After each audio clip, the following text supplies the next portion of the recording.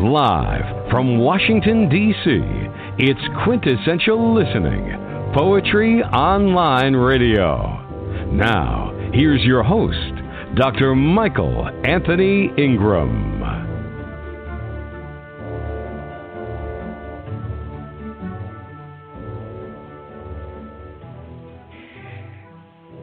Hello, and welcome to the program. I am Michael Anthony Ingram.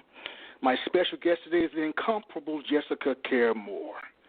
She's the author of the new book, We Want Our Bodies Back, but she's also an internationally recognized poet, a playwright, a performance artist, a producer and publisher, and her new book, We Want Our Bodies Back, is a testament to the power of black womanhood and a searing indictment of racism and discrimination that black women face throughout the diaspora. Hello, Jessica. How are you? I'm fantastic. So wonderful to be on your show. Thank you for having me. But thank you very much. Do you think that you were meant to be a poet? I don't know what else to be at this point, sir. Okay.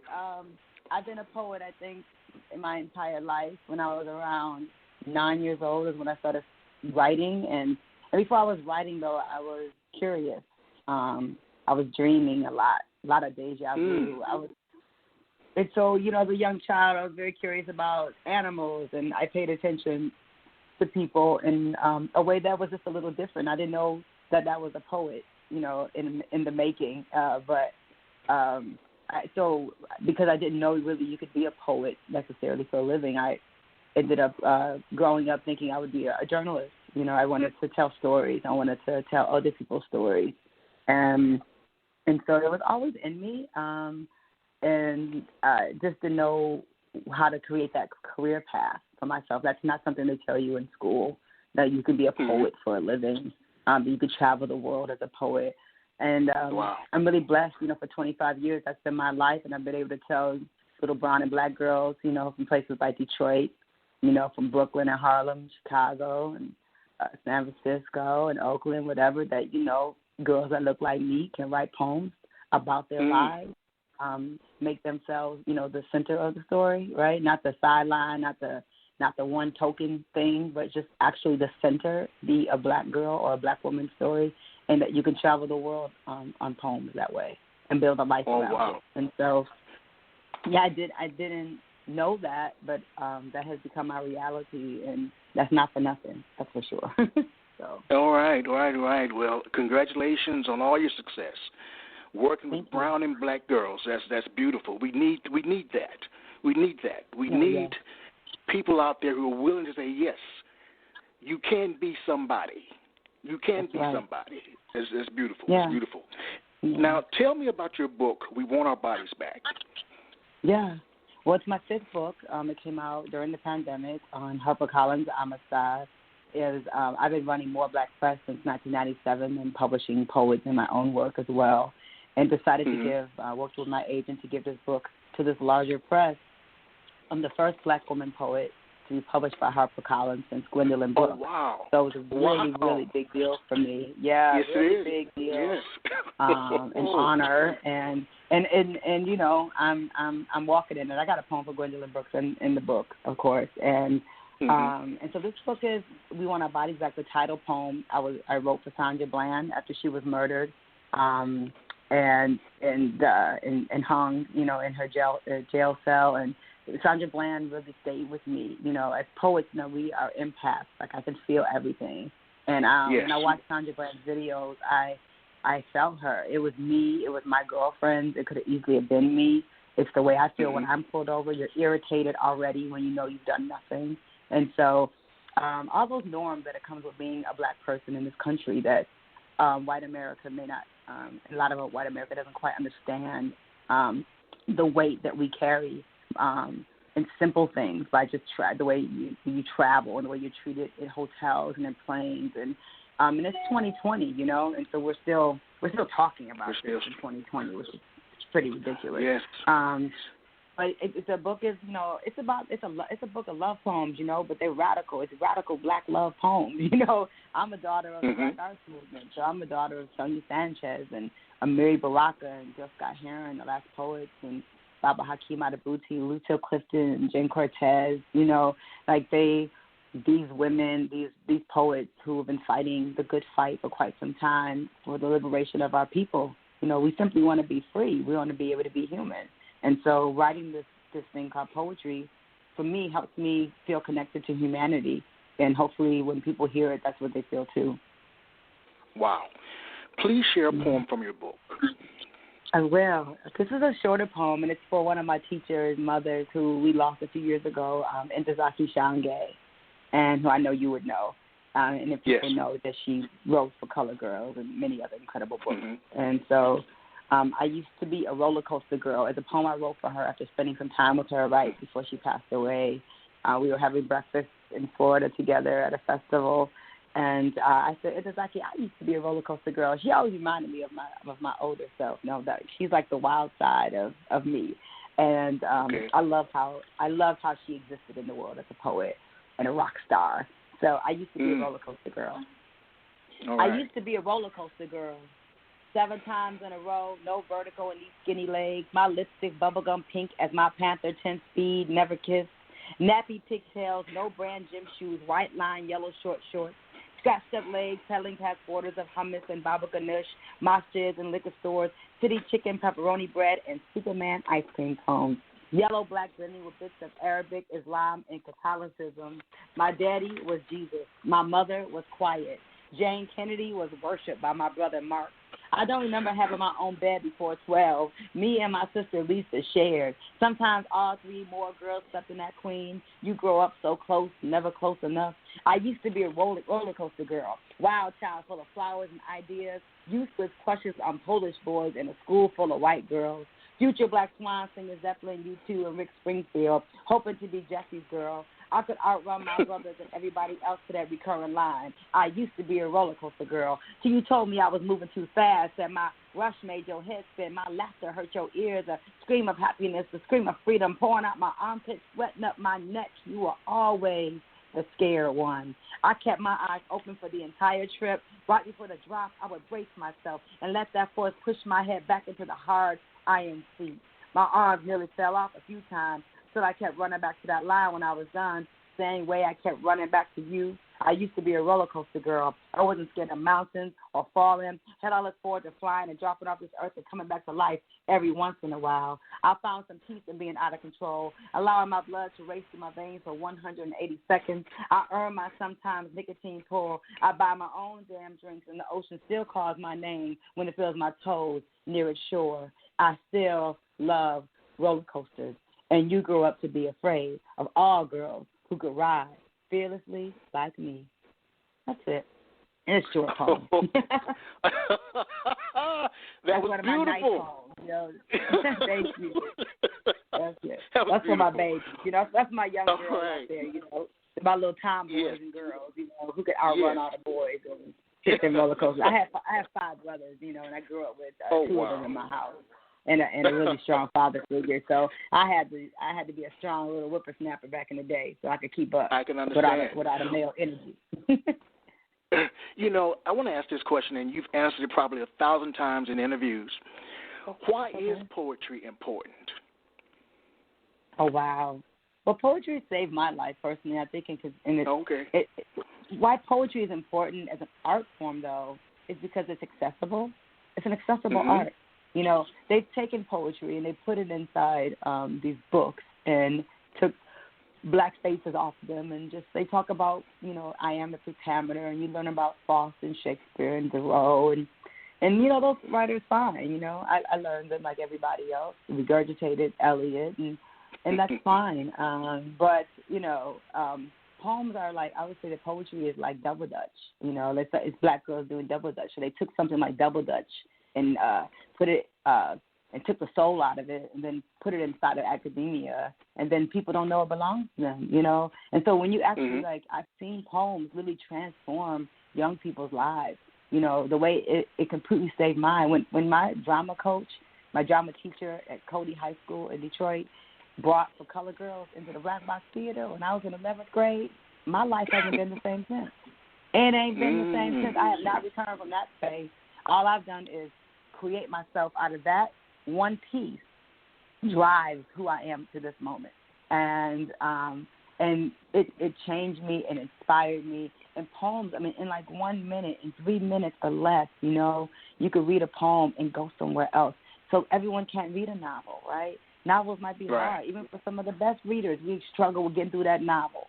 But poetry, man, you can get to it. You know, it's a great learning tool. I was teaching in Atlanta for this. I've done so many residencies inside of jails and prisons and after-school programs and things like that. And what I've learned, you know, literacy is a huge issue. People are literate in different ways. Reading is not the only form of literacy, right? So some of our young people may not be literate with books and words. But what I learned is that, you know, a little young student I had once in Georgia wrote backwards. He's like maybe dyslexic, I don't know, but he couldn't, like, the does were ETH, you know. It was just, and so I was like, we're going to count syllables, baby, and we just going to write some haiku. And I found that haiku is a powerful weapon, you know, like, because if kids can actually, you can just count syllables, you know, and you can write 3 lines, you know, of a 575, then you've written your first poem. And so I've used it to empower young people to say, yeah, you can write a poem. The ones that I don't write poetry. Yeah, okay, well, let's see. Can you count sounds? You know, can you put, you know, like, you know, help me with sound. Like, can you just count the beats inside the word? And so I find that it's a tool that's underused in school systems. And that's, you know, as far as building curriculum and things, I've done that. You know, I've written a curriculum around We Want Our Bodies Back, and I'm teaching a short course online at Grinnell College in Iowa in the spring of 21. Really honored to be doing that. You know, I'm supposed to be in person in Iowa, but doing it online. And and so, you know, shout out to Grinnell College, understanding that poets should be inside of curriculum, right? So I push myself, you know, same way I know you have as an educator, push poetry into spaces that people never could consider poetry important enough to push, you know, be in front of, or the people they're in front of, these kids don't get Toni Morrison. Oh, yes, they do. You know, oh, yes, they do get Sonia Sanchez and Dr. Shaka. You're just not giving them what they need. And so I find it to be a great medicine, you know, poems, and something that people can actually have a little tablespoon and they can go on with their day, you know. But poems save my life, literally. If not for poetry, I don't know what I would be doing. It's in everything that I do. I live in the house that poems built. You know, I drive the car that poems bought. The food I'm eating this morning is a poem, okay? Like, you know, and I tell my son that, those shoes, that's a poem. You know what I mean? Some shoes you want to buy, these size 11s, I got to write some poems with some size 11 shoes you want. So that keep on growing. You know, as a poet, you know, the poems are everywhere, right? It's in everything that we do. Yes, they are. Yes, they are. They're all over. Sometimes I feel like I am a poem. I am a poem. That's right. That's right. You know, we were discussing earlier your book, We Want Our Bodies Back. And when I think about black women, black women, in my opinion, have been tugged, pushed, torn, abused, you name it. Yeah. Would you share the poem, We Want Our Bodies Back? Oh, yeah. Hold on. Let me find it. Yeah. Of course, and I want to note that during the poem, I'm writing the poem. The poem is a call to action, is a healing chant for me, is a spiritual. It's a lot of things, and I call on Nina Simone throughout the piece to keep me grounded, to remind me that I have spiritual mothers that are here with me, because you need to know that so that you can be okay. And so you'll hear Nina Simone's song, but this is called We Want Our Bodies Back. If black women could be cut down, no, we move gently from American terrorism. Who would break our fall?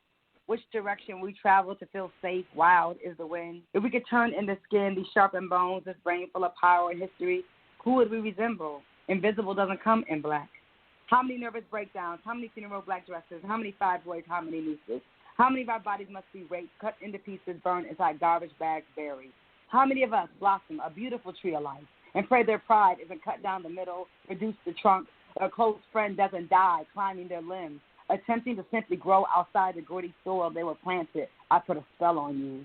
Holly hobby ovens, Girl Scout cookies, and Barbie dolls. Don't prepare our revolutionary daughters born with capes and wings to have a pig's knee pushed into their backs. Girls raised by world taught to disappear, to be quiet, to not talk about it. How much black breath is allowed space in the state of Texas, a place that sucks the life out of countless miscounted, uncounted brown, poor women die here. I got life. Sandra Bland got the death penalty for a traffic stop. Her body was 28 years young. How to make sense of our bodies. Bodies burned by cigarettes. Bodies smoked out their own neighborhoods. Bodies with abandoned lungs and hearts. Bodies mistaken for women when they are still girls. How do we construct a survival guide, a poem for our daughters' bodies without throwing up our breakfast? How do our mothers' bodies not implode after telling our sons to comply, to not speak up, to keep their heads down, to allow their bodies to be dragged by racist police? Jim Crow ain't never flown with this much wingspan. Eagles running for safety now, for the reach is deep in southern and Midwest, shadows the east, lands in the west. Texas, you will always be Mexico in denial. Poet Ron Allen asked for his body back in 1996, and we are still waiting. We want our bodies back. We want our bodies back. We want our bodies back. We want them returned to mothers, without blood, without brains exposed, without humiliation, without bruises, without glass, without fire. We want our bodies back. We want our cities back. We want our culture back. We want our land back, our streets back, our freedom, our justice. We want our bodies back. We want our bodies back. We want our bodies back. We want them wrapped in white silk. We want them paraded around the White House. We want those flags you stand up for at baseball games at half-mast. We want national holidays to honor our bodies, our needs, our prayers, our eyes, our genitals, our eyes, our fingers, our feet, our ears. We want 21 gun salutes when we enter a room. We want our bodies back. We want our bodies back. We want them anointed in oil. We want them water around your neck. We want them remembered. We want them worship on Sunday. We want our magic you try to bottle. We want our essence you attempt to steal. We want our elegance, our sex, our walk, our cool, our recipes, our intelligence, our science, our stars, our history. I want my Moroccan nose. I want my holy water breath. I want my Messiah legs. I want my alien arms. I want my Ivy Coast mouth. I want our breath back. I want our time back. I want your foot off our girls' backs. I want all your badges back. I want you to evaporate into dust like swatted moths. Don't cut me down from the noose. Let my legs dangle for the devil. What a spectacular magic show. Why you turn the cameras off? Why you turn the cameras off? This is a simple ballet. You got front row. This is your venue. This cell, this hole is no one's home. It's no place for a woman to die.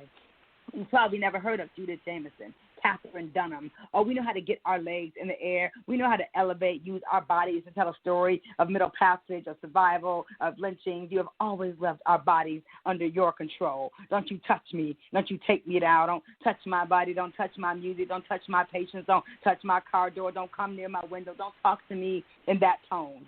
This body of work got work to do. I'm resurrecting my body in new forms daily. Watch for me in your deepest sleep. Black is the color of my true love's hair. Listen for my song. Watch for my walk. Listen for my voice, my black girl attitude. Watch my body resist your death trap. Watch me rise. Watch my rebirth. Watch us rise up from this new Jim Crow, from these new unspoken apartheid laws. We want our bodies back. We want our bodies back. We will take them, protect them, remember them, remember you, Sandra Bland. We will never forget your brown body, your mind, your pride, your spirit, your love, your vow to do God's work. We want your drive from Illinois to Waller County back. We want all our daughters back, and we want them back now. So, thank you. Woo-hoo. Let me take a second to allow that to soak in. Please. Yeah. I literally need a second because that was absolutely powerful. Thank you. That's because you're a poet. You know, I can hear your reactions, you know, to the poem, and it's so good to hear it, you know, because I do all these readings now online. And, you know, I've done like 45-minute hour keynotes looking at a green dot by myself and at bookstores, and I don't think people quite understand how draining that is, you know, to not have I'm sure it is. You know, it's been difficult for me. You know, I'm exhausted from it, and so. Well, so I appreciate the snaps in the responses. Thank you. Well, hey, you have a new fan. You have a new fan. Thank you. How does this poem? Oh yes. How does this poem? It's so important. Let's stress that. Now it's available on Amazon. Is it available on Amazon? Everywhere. It's available everywhere books are sold. You can support your local bookstore and order it through the local bookstore. Barnes & Noble's got it. Everybody got it online. Yeah. Okay, fantastic. As you think about your book and you think about that particular poem, how does this poem connect with the other poems throughout your book? There's definitely a through line. It's definitely a feminine voice. There's I'm Not Ready to Die Today, because, in poems like that about, lifting up black women artists, it's kind of my message to young women artists and what I think they need to be, focusing on and on themselves and celebrating themselves. We Want Our Bodies Back is no different than that Roller Coaster Girl poem. Poems here for Ozzie Davis and Ruby Dee. There's poems for Sonia Sanchez in this book for Aretha Franklin. So there's celebratory poems here, but it's the anti-silencing of women's voices book. it's black women's voices, amplified. And I'm speaking to a lot of different issues. There's I Can't Breathe from Michael Brown. It's a book of poems for mothers who are raising sons. And it's love, because there are really love poems. It's just love. It's radical black love, for myself and for my community. So yes, they say that to see the world with a complete honesty, one should look to comedians, artists, and poets. Yeah. What do you think emerges naturally from your work? What emerges from you? The truth. Because I can't write a lot. I can tell a lie, but I'm not good at writing one. So I tell them the truth, and I think freedom emerges. It really does. And joy, because I'm happy. The work sometimes sounds so serious, but you and I have been laughing the whole damn interview. Yes, I'm happy. I'm a blessed person. I'm happy. I have love in my life. I have a beautiful, son King, and I have a beautiful earth son Omari, and other stepchildren that have been a part of my life. When they're in their younger years, and so I'm blessed to be free. Sometimes this life you have money, sometimes you don't, but I'm free, and I think that speaks to that. I remember when I worked with Nas many years ago, and I opened and closed Nostradamus in 1999, and one of the first large name rappers that I recorded with, and him saying to me in the studio, your poems remind me of my writing before I got money, Such an honest thing for that Virgo to say to me, but I think, you recognize that, I never wanted so much money that I found it watered down, and that I can keep the edge inside my work. So I have, just enough success to be a working class, traveling, blessed poet on the world, and had really beautiful opportunities to travel outside the country, several times over now. But also, not enough money so that I can stay humble, and that the work can still have the edge on it. Just a little bit. I need some edge on it a little bit so I can be connected to the people, because, I feel like you get too much and then you forget, I'm excited. I'm on Common's new album that just came out, Beautiful Revolution. Oh, wow. The first thing you hear on the album. So, yeah, wow. We're working on getting my credit added now, but lots of people thank God, know my voice. And so they were like, I've got 25 million DMs and text messages like, is that you? And I'm like, yeah, that's me. So they're fixing it. But so shout out to Common and to Kareem Riggins. It's a beautiful project, and happy to be on it with Stevie Wonder and Black Thought. Oh. And Chuck D and lots of cool people, and Lenny Kravitz. So, the beautiful revolution, So the poets are needed right now, more than ever. Poets have always been needed, but now Why?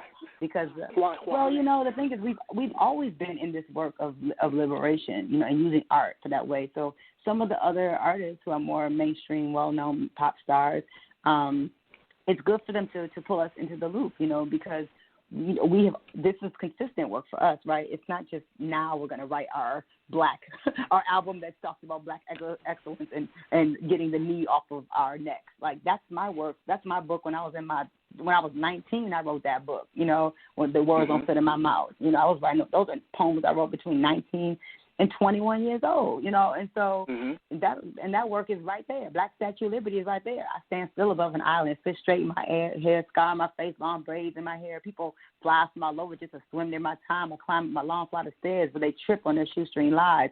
I mean, I was a baby, on the Apollo, doing that poem. And so that's been the work of poets, right? And so some of these artists that are now, like, taking heed, should absolutely call on the poets because we are connected to the community. We're the liaison between the people right there that you are trying to save or trying to push forward or trying to make sure their lives matter. Movement for Black Life, has been a part of my DNA. It's not a hashtag for me. It's just what I do. It's what we do. Oh, wow. And so, yeah. Please share, if you will, another poem. Oh, you want me to share another poem? Okay. Yes, I love it. I love it. Let me do something different. Because I think, love is important, right? Yes. And I've got a friend actually just put out a book, my friend Booker Snow. I'm going to shout him out. He has a book out called Journey to Love. And I just love when brothers, are not afraid to write about love. And very special. He's a very alpha male, and he has these beautiful love poems. And I think that, sometimes when you're writing all this radical work that, all of these poems are love poems. And at the end of the day, people may not see it that way, but it's important to push love because that's what we need, right? Our community need radical love and change in our own communities and on the planet. And so this is a poem I'm really proud of, which is kind of centered around love, and it's called You Want Poem. And the poem is featured, a piece of it, if you've gone to the Smithsonian Museum, the new Smithsonian Museum of African American History in Washington, D.C., I'm on the fourth floor. You go up, and I'm on the big video screen. And it's crazy that I'm up there. Yes, have you been? Right. Have you seen it, Jeff? Have you seen it? I've been to the museum. Next time I go, I will focus on the fourth floor. I'm on the fourth floor. When President Obama does the mic drop, listen, President Barack Obama does the mic drop, and it's a myriad of images that come up. And Amiri Baraka is there, and Mos Def is there, Yassine Bey, and then I come up, and my voice, my big face is there, and I'm performing, and the text is coming up there. I thought it was going to be on a TV screen, brother. Listen, when I went to the Smithsonian, I cried. I said, what is this humongous screen? So hopefully it remains in place. There's a new director over there. Kevin Young's a new director. So Kevin Young, just don't take my video down, Kevin. Don't hate on me. You better keep my video up there. And then you go around the corner, you have me and Saul Williams and Yassine Bey pictures right next to each other. And those have been my friends since '95. So. Oh wow. But this poem is called You Want Poems, and this is the poem that the Smithsonian reached out. They found this video of me reading this poem on a television show and said, can we use it? So here it is. When you are a woman, when you are brown, when you are brave, when you walk over glass like water, when you know your eyes are barred like time, when you peel off your skin for the very first time, fear is never in style in the Mecca of the blue. Fear never lives in the gut of the new. You want poems, and I just want to build my home. You want poems, and I just want love in my hands. You want poems, and I'm not interested in fans. You love me inside my magic, and I just want you to see you already had it.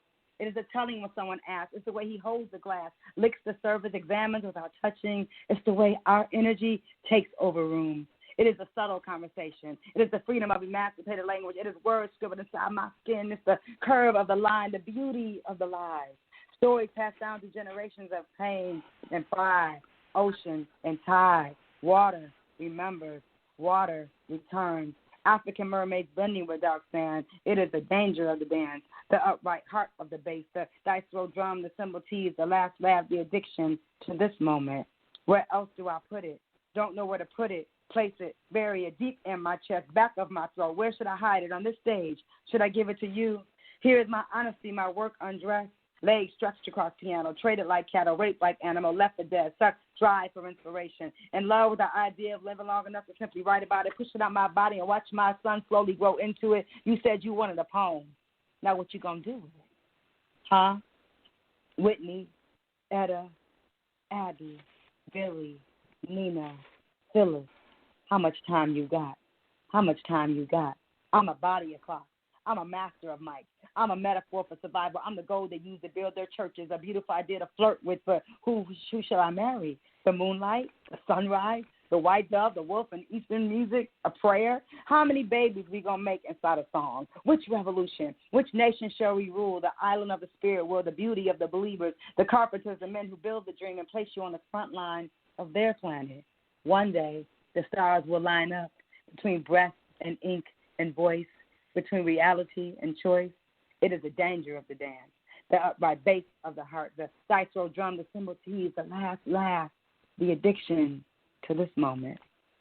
And so that piece really is a homage to like Whitney and Etta and Abby and Billy and Nina and Phyllis, and it's a poem that's also on my album Black Tea, The Legend of Jesse James, which is a homage to these women who I love listening to their music and shaped me, but I don't feel like died with the pageantry, right, or the money or anything that they deserved for all that they gave and put into their work. And so me as a woman, as a black woman on this planet, and a mother and a sister and an auntie and all those things, like, you know, my mantra was to survive to be drug free, like really, you know, and that's there's something to be said for that, because I understand why these black women, sometimes you get so depressed and overwhelmed, you feel alone, and you turn to other things to get you high. And I've been pretty high my whole life with no help at all.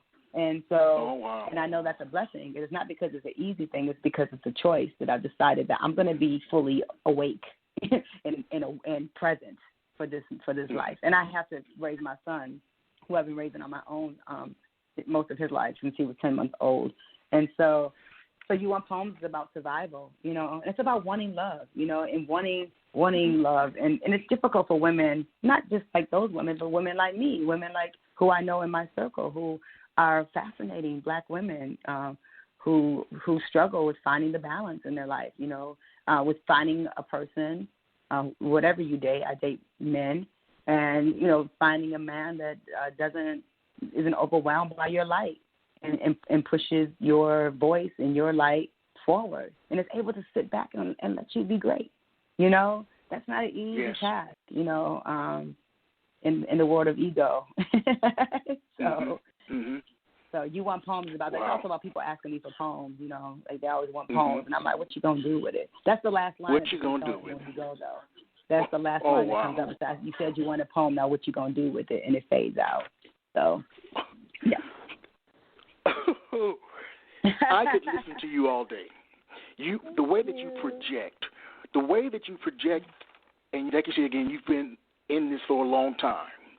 What is the relationship between your speaking voice and your written voice, if there's a relationship? Well, you know, it's deep. So, you know, I write first. Everything comes from, I'm either writing I still write in journals, leather journals, and so I love them. People should send me journals as gifts all the time. So I still write, always with a pen in a journal, and then I'm writing. So the writing phase is something, and I don't know what the poem sounds like really until I say it out loud. And then once the poem is the poem, and then once you start reading it, I feel like there's a taking over that happens, whether it's ancestor work or otherwise. I think that you kind of go away. You know, there's a going awayness that happens for me for sure, especially when I'm in an audience. Like, you know, I remember reading We Want Our Bodies Back in January of this year, before COVID. I was at the Apollo Theater for MLK celebration, and with all kinds of amazing people.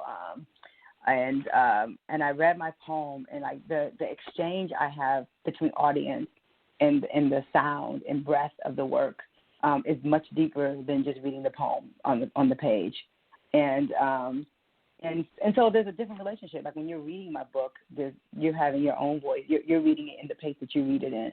And then, you know, I remember Michelle Wolf, the comedian, who I got to spend some time with down in Yellow Springs, and I spent a lot of time in Yellow Springs with Dave Chappelle and Talib Kweli and all the artists that came down there this summer to find some artist community and safe space to perform in the middle of a cornfield. I remember I gave Michelle Wolf my book, you know, as a fan of her comedy, and it was really cool to meet her. And she came up to me after she heard me read the poem. I performed on Dave's stage in June, and she said, it didn't sound like that when I read it. And I was like, that's what I know. You know, it's different, right? It's different, you know. It's different when you hear it out loud. so there's a different, I think there's something spiritual, a spiritual connection to being a griot, a person that is sharing the work. And then once I'm sharing it, the poems don't belong to me anymore. And for me, it's an out of body experience. Not that weird people out, but it does become. I mean, it's just like Prince. I mean, Prince was gone. You know what I mean? Like gone. Like at some point you're not even there. Like at some point you're like it's other work, it's other things, and there's lots. I just believe in energy and spirit, and that takes over of the language. And so when you can find a balance in that, Gil Scott-Heron was a master of word, sound, power. My album Black Tea is my attempt of making the album that Gil Scott-Heron would have been proud of. And so I'm balancing, that energy of sound and music and poetry all together. I work with a lot of music. I actually got a techno record out with Jeff Mills and Eddie Fowlkes right now, and I'm working on a rock and roll. Yeah, it's crazy. And I'm working on a rock and roll record with my sister Stephanie Christian. I'm doing a rock record and got some acoustic project I'm working on. So I enjoy the playing around and dancing with musicians, to connect with audiences. So, yeah. Well, our time is almost up. Sorry. I'm a good talker. Well, can we make sure that people, they go get the book? We got to make sure they go to my website because, We Want Our Bodies Back is available everywhere. But my other books, which a way to support me directly is going to jessicacaremore.com and ordering some like Do Bullet Holes, God Is Not an American. I got Black Women Rock, Math available. And my vinyl record is there, and my CD is there for those who still old school and still play the CD. I got some. So, yeah, support independent writers. And support. Well, I'm sorry. My last question to you is that when people hear your work, and you probably already answered this 1,000 times, they usually want more. What's next for you? What's the one project that you're most excited about? What's next for you? Well, music, that's so the album I'm working on. I've been producing Black Women Rock, this empowerment rock and roll concert for 16 years, and people can go to blackwomenrock.com and see that. But I've yet to put out my rock and roll record. I was trying to make a rock record and end up doing John Dixon, the piano player I got with.